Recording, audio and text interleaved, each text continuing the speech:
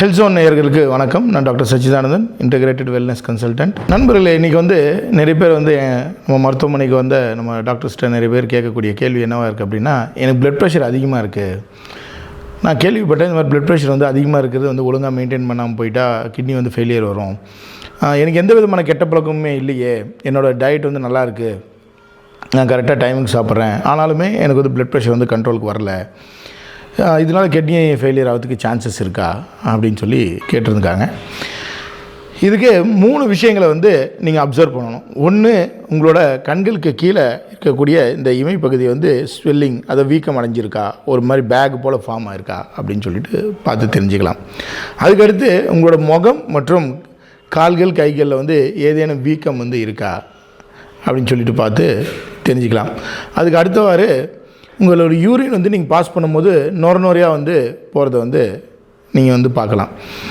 சரிங்க சார், இப்போ நான் வெஸ்டர்ன் டாய்லெட் யூஸ் பண்ணுறேன், எப்பவுமே நார்மலாக யூரின் ஃபோர்ஸாக போகும்போது அந்த நுரை இருக்கும் தானே அப்படின்னு சொல்லி சில பேர் நினைக்கலாம். யூரின் பாஸ் பண்ணி முடியும் நீங்கள் ஃப்ளோரில் வெளியில் பாஸ் பண்ணாலும் சரி, இல்லை வெஸ்டர்ன் டாய்லெட்டில் நீங்கள் ஏற்கனவே அங்கே தண்ணி இருக்கும், அதில் நீங்கள் யூரின் பாஸ் பண்ணும்போது நுரையா வருமே அப்படின்னு நினச்சாலும் சரி, இது இந்த நுரை அந்த பபுள்ஸ், எப்படி ஒரு வாட்டர் பாட்டில் நீங்கள் தண்ணி ஊற்றினோடனே அந்த பபுள்ஸ் சில நொடிகளில் அந்த பபுள்ஸ்லாம் காணாமல் போயிடுமோ, அதேமாதிரி அது மாதிரி போயிடும். ரொம்ப நேரம் அந்த நுரை இருக்குது அப்படின்னும் போது அது ப்ரோட்டீன் இருக்குதுன்னு சொல்லி அர்த்தம். சரி, இப்போது பிளட் ப்ரெஷர் இருக்குது, நான் லைஃப் ஸ்டைல் கரெக்டாக மெயின்டைன் பண்ணுறேன், ஆனால் நீங்கள் சொல்கிற ஏதோ ஒரு சிம்டம்ஸ் எனக்கு இருக்குது அப்படின்றவங்களும், இந்த சிம்டம்ஸே இல்லை அப்படின்றவங்களும், நம்மளோட கிட்னி எந்தளவுக்கு நல்லா ஃபங்க்ஷன் ஆகுது, இல்லை எனக்கு கிட்னி டிசீஸ் வர சான்சஸ் இருக்கா அப்படின்னு சொல்லி எப்படி தெரிஞ்சுக்கலான்னு சொல்லி பார்த்தீங்களா, நான் சொல்லக்கூடிய இந்த பிளட் டெஸ்ட்டு மற்றும் ஒரு யூரின் ரொட்டீன் டெஸ்ட் எடுத்திங்கனாவே போதும், உங்களோட கிட்னி எந்தளவுக்கு இருக்குது, உங்களுக்கு கிட்னி சம்மந்தமான ஏதாவது நோய் இருக்கா, இந்த நுரையாக யூரின் போகுது, அது மாதிரி ப்ரோட்டீன் யூரியான்னு சொல்லுவாங்க, இந்த மாதிரி ஏதாவது ஒரு கண்டிஷன் உங்களுக்கு டெவலப் ஆகிருக்கு அப்படின்னு சொல்லிட்டு நீங்கள் எளிதில் கண்டுபிடிச்சிக்கலாம்.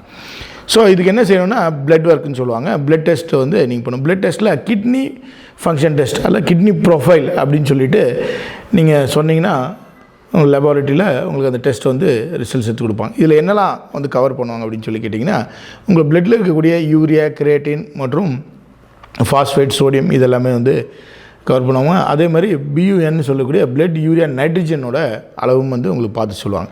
இதோடு சேர்த்து நீங்கள் இஜிஎஃப்ஆர் வேல்யூ கேட்கணும். இஜிஎஃப்ஆர் அப்படின்னா என்னென்னு கேட்டிங்கன்னா, எஸ்டிமேட்டட் குளோபுலர் ஃபில்ட்ரேஷன் ரேட்டுன்னு சொல்லுவாங்க. உங்களோட கிட்னி எந்தளவுக்கு ஃபில்டர் பண்ணக்கூடிய திறனில் இருக்குது அப்படின்னு சொல்லக்கூடிய ஒரு டெஸ்ட் தான் இந்த இஜிஎஃப்ஆர். ஸோ இந்த டெஸ்ட்டில் உங்களுக்கு எல்லாம் தெரிஞ்சிடும். சரி, இது எல்லாமே நார்மலாக இருக்குது அப்படின்னு வச்சுப்போம். அப்போ யூரின் நீங்கள் கொடுத்துருக்கீங்களா, யூரின் ரொட்டீன் டெஸ்ட் பண்ணால் போதும். இந்த யூரின் ரொட்டீனில் பார்த்தீங்கன்னா மைக்ரோ ஆல்பமின் எவ்வளோ இருக்குது, 1+ இல்லை 2+ அப்படின்னு சொல்லி குறிப்பிட்டிருப்பாங்க. ஸோ இதில் ஏதாவது இருந்துச்சு அப்படின்னா 1+ இல்லை 2+, உங்களோட யூரினில் ப்ரோட்டீன் வெளியேறுது, யூரின் பாஸ் பண்ணும்போது நோயாக இருக்குதுன்னு சொல்லி அர்த்தம். ஸோ இந்த டெஸ்ட்டை வச்சு உங்களோட கிட்னி ஃபங்க்ஷன் எப்படி இருக்குன்னு சொல்லி கண்டுபிடிச்சிடலாம். சரிங்க சார், எனக்கு லேசாக வீக்கம் இருக்குது காலில், நான் காலை தொங்க விட்டு இருக்கும்போது அது மாதிரி இருக்குது, நான் காலில் தூங்கி எழுந்திரிக்கும்போது எனக்கு நார்மலாக இருக்குது. சரி, இந்த சிம்டம்ஸ் வெறும் பிபி பேஷண்ட்ஸ்க்கு மட்டும் இருக்கலாமா, கிட்னி ஃபெயிலியர் ஆகக்கூடியவங்களுக்கு மட்டும் இருக்கலாமான்னா கிடையாது. யாரெல்லாம் டயபெட்டிக்கோ அவங்களுக்கும் இந்த சிம்டம்ஸ் இருக்கும். சரி, இந்த சிம்டம்ஸ் இல்லை ஏதாவது ஒரு நேரத்தில் இந்த சிம்டம்ஸ் இருக்குது, நம்ம இந்த மாதிரி பிளட் ஒர்க்கோ இல்லை யூரின் டெஸ்ட்டோ பண்ணி ஏதாவது ஒன்று கன்ஃபார்ம் ஆகிடுச்சு. சரி, இது ஆரம்ப கட்டத்திலே நம்ம கண்டுபிடிச்சிட்டோம், இதுக்கு என்ன செய்யலாம், இல்லை வராமல் எப்படி தடுக்கலாம், எல்லா பிளட் வேல்யூஸ் நார்மலாக இருக்குது. முதல்ல உங்களோட பிளட் ப்ரெஷர் குறைக்கிறதுக்கு ஒரு 2 விதமான பொருள் சொல்கிறேன். இது நம்ம எளிதில் கிடைக்கக்கூடிய ஒரு பொருள் தான். டயபெட்டிக் பேஷண்ட் மட்டும் இந்த பீட்ரூட் எடுக்க வேண்டாம். ஆனால் டயபெட்டிக் பேஷண்ட்டோ இல்லை பிளட் ப்ரெஷர் இருக்கக்கூடியவங்க இன்னொரு ஜூஸ் அல்லது தேநீர் சொல்கிறேன், இதை நீங்கள் எடுத்துக்கலாம். செம்பருத்தி டீ. செம்பருத்தி பற்றி எல்லாருக்குமே நல்லாவே தெரிஞ்சிருக்கும். இன்றைக்கி மார்க்கெட்டில் அவைலபிளாக இருக்குது, ட்ரையாகவே கிடைக்குது. ஃப்ரெஷ்ஷாக கிடைக்கலனாலும் நீங்கள் அதை வாங்கி வச்சு ஒரு டம்ளர் தண்ணியில் 200 ml வாட்டரில் போட்டு நீங்கள் கொதிக்க வச்சு ஒரு தேநீரை காலை மற்றும் மாலை 2 வேளை எடுத்துகிட்டு வரலாம். செம்பருத்திக்கு பிளட் ப்ரெஷரை குறைக்கும் தன்மை இருக்கா? கண்டிப்பாக இருக்குது. நிறைய பேர் இந்த செம்பருத்தி டீ ஹார்ட்டை வலுப்படுத்தும் அப்படின்னு சொல்கிறாங்க. இந்த ஹார்ட்டை வலுப்படுத்துறது மட்டும் இல்லாமல் ஹார்ட்டில் இருக்க அந்த அடைப்பை கிளியர் பண்ணுறதுக்கு ரொம்ப அற்புதமான ஒரு பொருள். உங்களோட ஹீமோகுளோபினும் ரெகுலேட் பண்ணி கொடுக்கும்.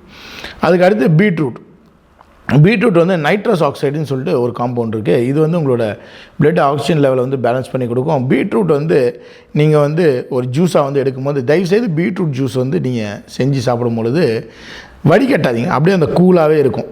அந்த ஃபைபரோடு நீங்கள் எடுத்துக்கிட்டு வந்தீங்க அப்படின்னா ரொம்ப சிறப்பு. இல்லை பீட்ரூட் ஜூஸ் குடித்ததுக்கப்புறம் நீங்கள் அந்த செக்கைன்னு சொல்லுவாங்க, அந்த ஃபில்டர் பண்ண செக்கையை வந்து நீங்கள் வந்து ஒரு சின்ன ஒரு பால் மாதிரி உருட்டி ஒரு லட்டு மாதிரி கூட சாப்பிடலாம். இல்லை அந்த சக்கையை வந்து நீங்கள் சப்பாத்திலையோ இல்லை வேறு ஏதாவது சட்னிலையோ நீங்கள் மிக்ஸ் பண்ணி நீங்கள் வந்து கொடுக்கலாம். இல்லை இட்லி வந்து நீங்கள் செய்யும் போது அதை அதோட மிக்ஸ் பண்ணி கொடுக்கலாம். கொஞ்சம் கலர்ஃபுல்லாக இருக்கும், கொஞ்சம் டேஸ்ட்டாகவும் இருக்கும். ஸோ இந்த மாதிரி எடுத்துக்கும் பொழுது உங்களுக்கு அதில் நிறைய ஃபைபர் இருக்குது. அது வந்து மலம் நல்லா இலக்கி கொடுக்கும். லாக்ஸேட்டிவ் ப்ராப்பர்ட்டி இருக்குதுன்னு சொல்லி மருத்துவர்கள் வந்து சொல்கிறாங்க. அதுக்கு அடுத்தவாறு உங்களுக்கு பிளட் ப்ரெஷர் கண்ட்ரோல் பண்ணுறதுக்கு ரொம்ப அற்புதமான இன்னும் 2 பொருள் என்னன்னு சொல்லி கேட்டிங்கன்னா, நீங்கள் சமைச்சு சாப்பிட்லாம் அல்லது ஜூஸாக எடுத்துக்கலாம். நீங்கள் வந்து சமைச்சு சாப்பிட்றது ரொம்ப சிறப்பாக இருக்கும். என்ன ஒரு பொருள் அப்படின்னு சொல்லி கேட்டிங்கன்னா, சுரக்காய். குறிப்பாக வந்து நாட்டு சுரக்காய் வந்து கிடைச்சா ரொம்ப சிறப்பு. இந்த நாட்டு சுரக்காயை வந்து நீங்கள் கூட்டாவோ இல்லை ஒரு பொரியலாவோ இல்லை சட்னி மாதிரி கூட நீங்கள் வந்து பண்ணி சாப்பிட்லாம். ஆக்சுவலாக அது ஆல்ரெடி நீர் சத்து உள்ளது, அது வந்து ட்ரை ஆகிறதுக்கு வாய்ப்பு இல்லை. நீங்கள் நல்லா சமைச்சு அது ஒரு சட்னியாவோ துவையல் மாதிரியோ கூட நீங்கள் வந்து செஞ்சு சாப்பிட்லாம். இந்த சுரக்காயை நீங்கள் தொடர்ந்து எடுத்துகிட்டு வந்தீங்க அப்படின்னா உங்களோட கிட்னிகளை வந்து அவ்வளோ அற்புதமாக உங்களை பாதுகாக்கும். அதுமாதிரி கிட்னியோட ஃபங்க்ஷன் வந்து இம்ப்ரூவ் பண்ணக்கூடிய ஒரு அற்புதமான ஆற்றல் வந்து இந்த சுரக்காய்க்கு உண்டு. அதுக்கு அடுத்தவாறு வெண்பூசணி, ஆஷ் கார்டுன்னு சொல்லக்கூடிய வெண்பூசணி, இது வந்து எப்படிங்க ஐயா எடுத்துக்கிறது அப்படின்னு சொல்லி கேட்டிங்கன்னா, இப்போ உங்களுக்கு வந்து வெயிட்டும் அதிகமாக இருக்குது, ப்ளட் ப்ரெஷரும் இருக்குது, உங்களுக்கு வந்து உடம்பு வந்து பலகீனமாக இருக்குது, ஒரு எனர்ஜெட்டிக்காக இல்லாமல் இருக்கீங்க அப்படின்னும் போது இந்த வெண்பூசணி எடுத்துக்கலாம். இந்த வெண்பூசணி வந்து தோலை சீக்கி அல்லது 2 கீற்று வெண்பூசணி எடுத்துகிட்டு தோல் மற்றும் கொட்டையை நீக்கிட்டு அந்த சதைப்பகுதியை மட்டும் மிஷினில் போட்டு நல்லா க்ரஷ் பண்ணி எடுத்துங்க. தயவுசெய்து இது வந்து வடிகட்டாதீங்க, அந்த கூலாகவே நீங்கள் வந்து சாப்பிடுங்க. அது ஒரு நல்ல நியூட்ரிஷன். சில பேர் வந்து எனக்கு சளி பிடிக்குமேங்க ஐயா அப்படின்னு சொல்கிறவங்களுக்கு ஒரு உபாயம் வந்து சொல்கிறேன். இதுக்கு என்ன செய்யலாம் அப்படின்னு சொல்லி கேட்டிங்கன்னா, நம்ம வீட்டில் இருக்கக்கூடிய சீரகத்தை வந்து ரவை வறுக்கிறது போல் லேசாக வறுத்து பொடி செய்து வச்சுக்கிங்க. அதே போல் மிளகு வந்து என்றைக்குமே வறுக்கக்கூடாது.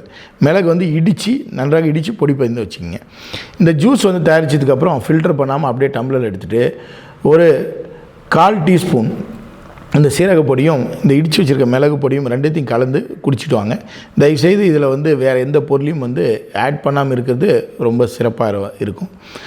ஸோ இந்த மாதிரி நீங்கள் இந்த வந்து தினமும் காலையில் இந்த ஆஷ்கார்ட் ஜூஸ் வந்து எடுத்துகிட்டு வந்தீங்கன்னா சிறப்பு. இது யார் வந்து சாப்பிட்லாம் அப்படின்னு சொல்லி கேட்டிங்கன்னா, ஒரு யங் ஏஜ் உள்ளவங்கலேருந்து முதியோர் வரைக்கும் சாப்பிட்லாம். குறிப்பாக வந்து கபம் வந்து அதிகமாக இருக்கக்கூடிய ஆஸ்மா, வீசிங் கம்ப்ளைண்ட் உள்ளவங்க இந்த ஆஷ்கார்ட் ஜூஸ் வந்து ட்ரை பண்ண வேண்டாம். மருத்துவ ஆலோசனைப்படி நீங்கள் எடுத்துக்கிறது சிறப்பாக இருக்கும். யாருக்கு வந்து எனக்கு அடிக்கடி சளி பிடிக்கும், சைனசைட்டிஸ் கம்ப்ளைண்ட் இருக்கோ அவங்க இதை எடுக்க வேணாம். என்னடா இப்படி ஏதாவது குறிப்பு இருக்கா அப்படின்னு சொல்லி கேட்டால் இல்லை, இது வந்து அனுபவ பாடம். நம்ம மருத்துவமனையில் நம்ம மருத்துவர்கள் வந்து பரிந்துரைக்கும் போது, நம்ம டயட்டிஷியன்ஸ் வந்து பரிந்துரைக்கும் போது பேஷண்ட்ஸோட ஃபீட்பேக் வச்சு நம்ம ஒரு அலர்ட் மெசேஜ் இப்போ கொடுக்குறோம். சரிங்க ஐயா, இப்போது சுரக்காய் வந்து சாப்பிட்டோம், வெண்பூசணி வந்து சாப்பிட்றோம், பீட்ரூட் வந்து சாப்பிட்றோம், செம்பருத்தி டீ வந்து சாப்பிட்றோம். இதெல்லாம் சாப்பிடும்போது கண்டிப்பாக அவங்களுக்கு வந்து கிட்னி ஃபங்க்ஷன் மேம்படுமானா கண்டிப்பாக வந்து மேம்படும்.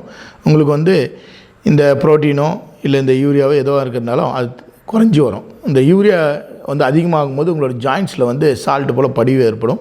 அப்போ உங்களுக்கு கவுட்டுன்னு ஒரு கண்டிஷன் வந்து டெவலப் ஆகிறதுக்கு வந்து சான்சஸ் இருக்குது. அதுவுமே உங்களுக்கு வந்து நல்ல கட்டுக்குள்ளே வந்து வரும். சுரக்காய் சாப்பிடும்போது கிட்னியோட ஃபங்க்ஷன் வந்து நல்லா மேம்படும். இன்னொரு அருமையான பதிவில் உங்களை மீண்டும் சந்திக்கிறேன். அதுவரை நன்றி.